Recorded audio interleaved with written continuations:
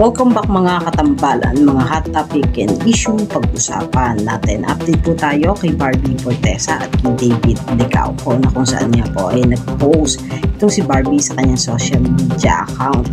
At ito nga po ay yung nakaraan ng live nitong si Barbie at ito nga po ay yung naganap na podcast. At makikita nga po doon sa ibaba na may caption po na coming soon, na ibig sabihin ay magkakaroon po muli ng podcast itong si Barbie.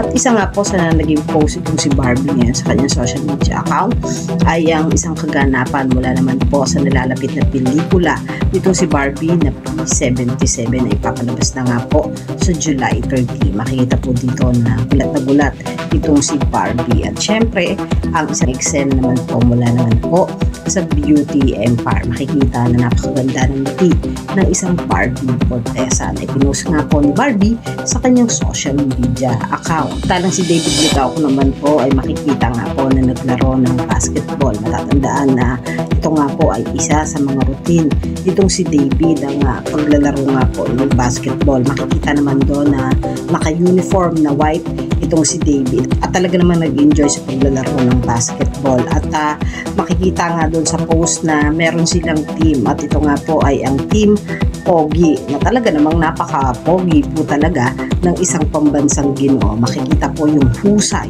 itong si David sa paglalaro ng basketball. Ito yung mga update natin ngayon kay David at kay Barbie. Kayo mga katambalan, ano ang masasabi niyo? Mag-comment lang sa comment section, pag-usapan natin.